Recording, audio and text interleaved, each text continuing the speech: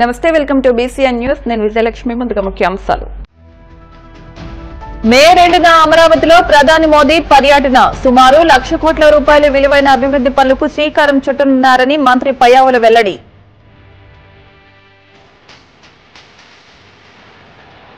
కూటమి ప్రభుత్వంలో ధర్మ పరిరక్షణ కరువైందన్న వైసీపీ మాజీ ఎమ్మెల్యే మల్లాది విష్ణు. శ్రీకూర్మంలో నక్షత్ర తాబేళ్లు చనిపోవడమే ప్రభుత్వం నిర్లక్ష్యానికి నిదర్శనమని ధ్వజం.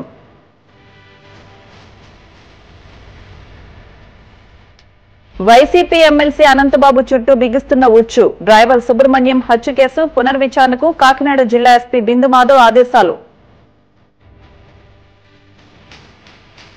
ప్రజా సమస్యల పరిష్కార వేదికలో అందిన అర్జీలను త్వరితగతిన పరిష్కరించండి. అధికారులకు కడప జిల్లా కలెక్టర్ శ్రీధర్ చెరుపూరి ఆదేశాలు.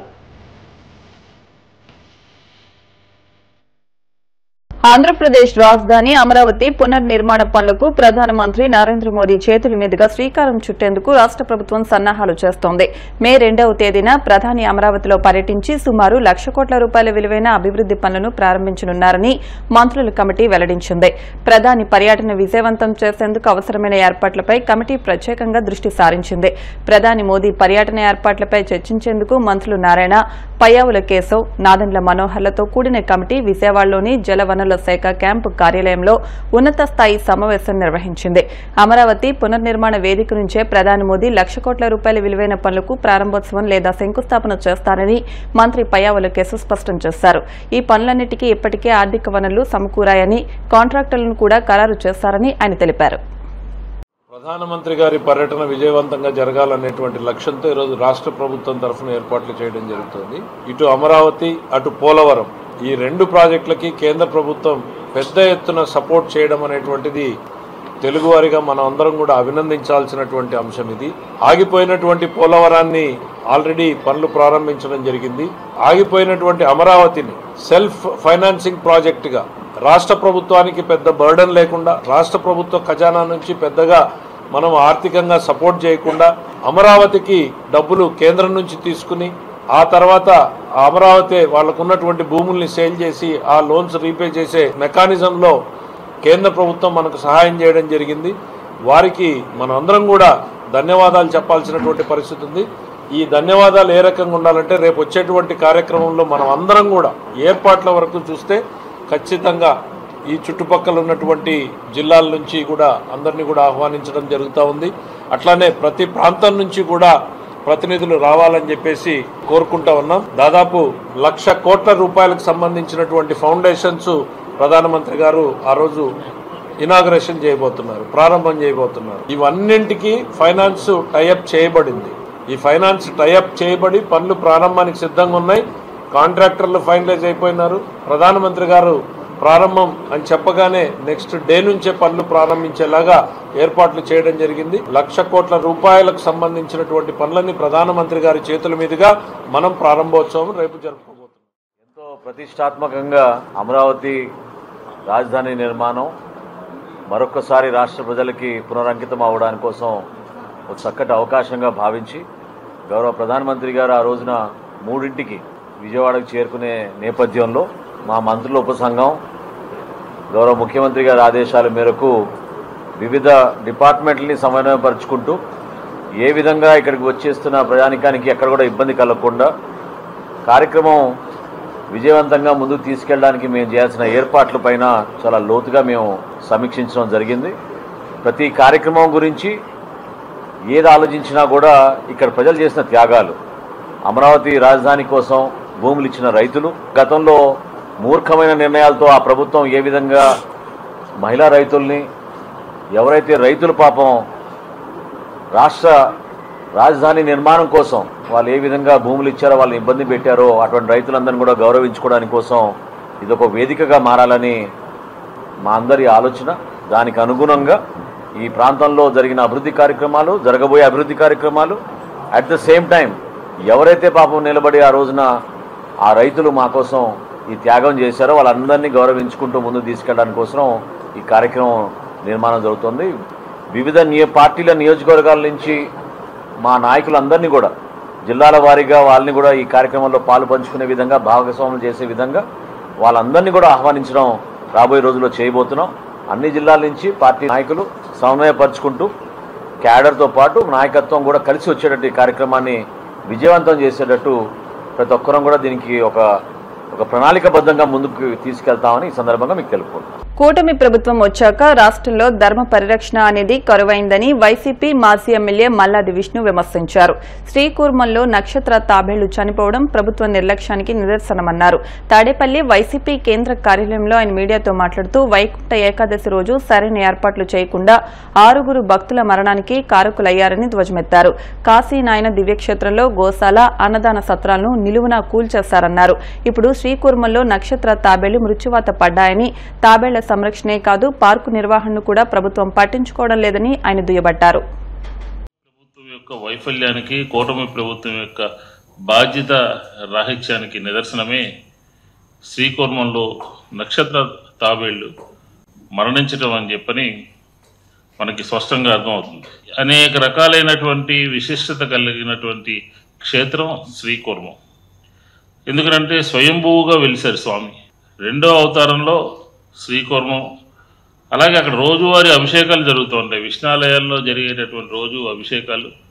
అలాగే ఎవరన్నా చనిపోతే కాశీ ఎంతటి పవిత్రత కలిగినటువంటి క్షేత్రంలో ఏ రకంగా జరుగుతాయో అంతిమ కర్మలు అలాగే శ్రీకూర్మంలో కూడా ఇక్కడ నిర్వహించడం జరుగుతుంది. కానీ ఈ ప్రభుత్వం వచ్చినటువంటి కూటమి ప్రభుత్వం వచ్చినటువంటి 10 మాసాల్లో జరిగినటువంటి సంఘటనలు గమనిస్తే, అపచారాలు గమనిస్తే ఏ రకంగా ఆంధ్రప్రదేశ్లో ధర్మ పరిరక్షణ కరువైపోయిందో, ఆధ్యాత్మిక చింతన కరువైపోయిందో, హిందూ ధర్మం మీద ఏ రకమైనటువంటి నిర్లక్ష్యము, ఏ రకమైనటువంటి దాడి జరుగుతుందో మనకి స్పష్టంగా అర్థమవుతుంది. ఏ రకంగా నిన్నగాక మొన్న తిరుపతి గోశాలలో గోమాతలు ఏ రకంగా మరణించినాయో, అలాగే ఇప్పుడు శ్రీకాకుళంలో ఉన్నటువంటి శ్రీకూర్మం పుణ్యక్షేత్రం వంతు వచ్చింది.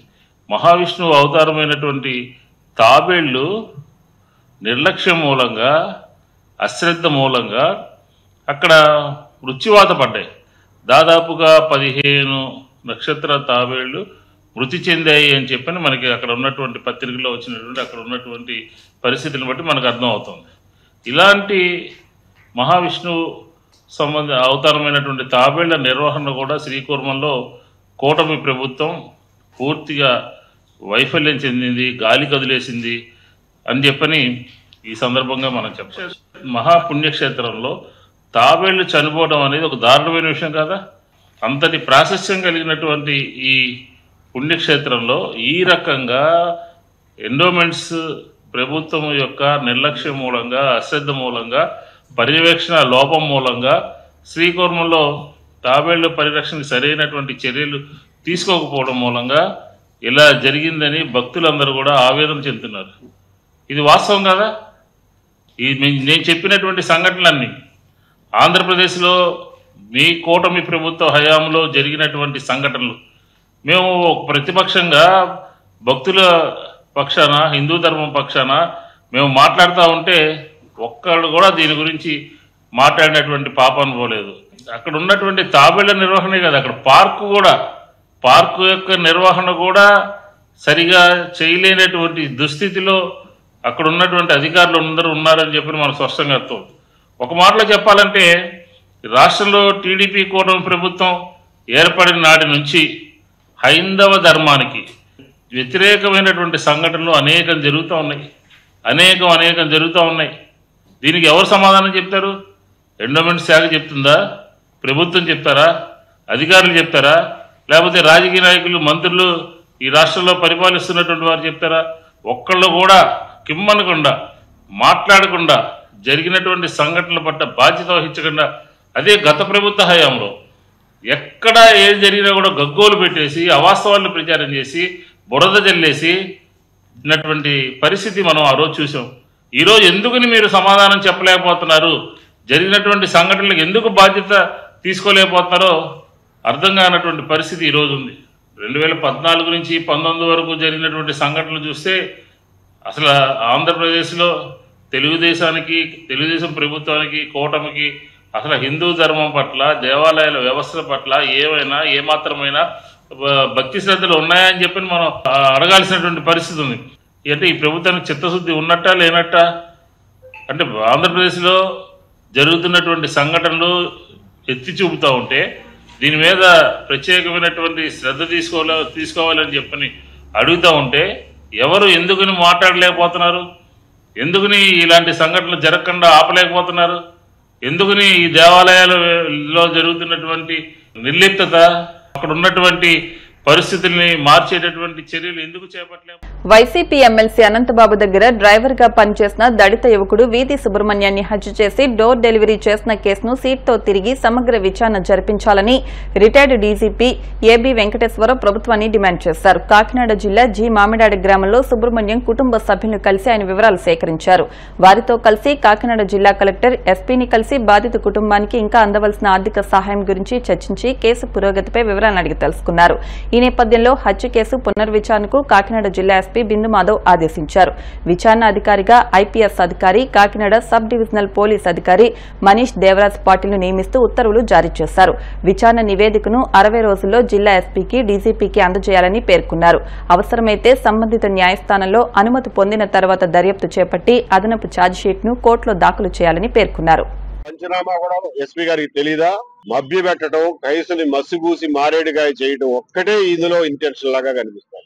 చచ్చిపోయిన మనిషిని కర్రబెట్టి కొట్టారు అని అంటే ఒంటి మీద 33 దెబ్బలు, ఇంటర్నల్ గా 3 దెబ్బలు పోస్ట్ మార్టం లో తేలితే అవన్నీ కూడా యాంటీమార్టం ఇంజరీసే, అంటే చనిపోక ముందు తగిలిన దెబ్బలే, చచ్చిపోయిన తర్వాత జరిగిన దెబ్బలు కాదు అని చెప్పి పోస్ట్ మార్టం రిపోర్ట్ వచ్చింది. అయినా సరే ఆ కాంట్రడిక్షన్ ని బయటికి తీయకుండా ఇంకా అనంతబాబు ఒక ముద్దాయి చెప్పిన స్టోరీనే ఇవాళ చార్జ్ షీట్ లో రాసే పరిస్థితి వచ్చింది. ముద్దాయి చెప్పిన సాక్ష్యం చెల్లదని చిన్నపిల్లలని అడిగా చెప్తారు. అనంతబాబు చెప్పినటువంటి స్టోరీ రేపు పొద్దున చార్జ్ షీట్ లో ఎట్లా చెల్లుతుంది అన్న ఇంగిత జ్ఞానం కూడా ఆ రోజున పాలకుల్లోనూ వాళ్ళ కనుసన్నల్లో మెరిగిన పోలీస్ డిపార్ట్మెంట్ లోనూ కనిపిస్తా ఉంది. అంటే ఏం చేసినా చెల్లుతుంది, ఎంత అరాచకం చేసినా చెల్లుతుంది అనే వాతావరణాన్ని ఆ రోజున జగన్మోహన్ రెడ్డి గారి ప్రభుత్వం సృష్టించి, దాని వల్లనే ఇటువంటి సెన్సిటివ్ కేసులో, ఒక దళిత యువకుడు మరణించిన కేసులో, తూర్పుగోదావరి జిల్లా ఎంత సెన్సిటివ్ అయినటువంటి ప్రాంతమో తెలిసి కూడా అయినా సరే లెక్క చేయకుండా ఎంత దారుణమైనటువంటి ఇన్వెస్టిగేషన్ చేశారు అని అంటే ఆ రోజున మనం అందరం గుర్తుంచుకోవాల్సింది ఆ రోజున ఉన్న రాజకీయ పరిస్థితి ఏంటి, ఆ రోజున ఉన్నటువంటి వాతావరణం ఏంటి, ఆ రోజున ఉన్నటువంటి శాంతి భద్రతల పరిస్థితి ఏంటి అన్నది మనం ఒక్కసారి ఈ సందర్భంగా గుర్తు చేసుకోవాల్సిన అవసరం. ఈ ఛార్జ్ షీటు దేనికి పనికిరాదు, ఇందులో హంతకుడు నిర్ధారణ జరిగే అవకాశమే లేదు. కాబట్టి ఈ కేసుని మళ్ళా కోర్టులో పిటిషన్ వేసి పునర్విచారణ జరిపించాలి అని చెప్పి తల్లిదండ్రులు, ప్రజా సంఘాలు ఎప్పటి నుంచో డిమాండ్ చేస్తున్నాయి. అదే డిమాండ్ తోటి ఈ రోజున ఎస్పీ గారిని కూడా కలవడం జరిగింది. ఎస్పీ గారు ఇంతకు ముందు నుంచే దీని మీద కొంత అధ్యయనం జరిగింది. కాబట్టి ఇంకా ఆలస్యం చేయకుండా ఈ రోజునే స్పెషల్ ఇన్వెస్టిగేషన్ టీం ని నియమిస్తున్నాము. దానికి నేతృత్వం వహించడానికి ఒక అధికారిని కూడా సెలెక్ట్ చేశాము. దాని ఆర్డర్స్ ఇవాళే ఇష్యూ చేస్తున్నాము అని చెప్పి ఇవాళ తెలియజేయడం జరిగింది. దీనికి కృతజ్ఞతలు తెలియజేస్తూ ఎస్పీ గారు టైంకి తీసుకున్నటువంటి నిర్ణయానికి పోలీస్ డిపార్ట్మెంట్ కి కృతజ్ఞతలు తెలియజేస్తూ ఈ కేసులో ఒక నేతృత్వం వహించే అధికారే కాకుండా ఈ ఎస్ఐటిలో ఉన్న ప్రతి అధికారిని జాగ్రత్తగా ఎంపిక చేసి ఒత్తిళ్లకి, ప్రలోభాలకి లొంగనటువంటి అధికారులతో ఈ ఎస్ఐటిని నింపాలని, ప్రజా సమస్యల పరిష్కార వేదిక ద్వారా అందిన అర్జీలకు త్వరితగతిన నాణ్యమైన పరిష్కారాన్ని అందించాలని కడప జిల్లా కలెక్టర్ శ్రీధర్ చెరుకూరి అన్ని శాఖల అధికారులను ఆదేశించారు. కడప కలెక్టరేట్ సభాభవన్లో ఏర్పాటు చేసిన ప్రజా ఫిర్యాదుల పరిష్కార వ్యవస్థలో జిల్లా కలెక్టర్ ప్రజల నుండి అర్జీలను స్వీకరించారు. ఈ సందర్భంగా ఆయన మాట్లాడుతూ ఫిర్యాదుదారుల విజ్ఞప్తులను సంబంధిత అధికారులు క్షేత్రస్థాయికి స్వయంగా వెళ్లి క్షుణ్ణంగా పరిశీలించి పారదర్శకంగా విచారణ చేయాలన్నారు. అర్జీదారుడు సంతృప్తి చెందేలా నిర్ణీత గడువులోపు తప్పనిసరిగా పరిష్కరించాలన్నారు. ఇప్పుడు కాసేపు ప్రకటనలు.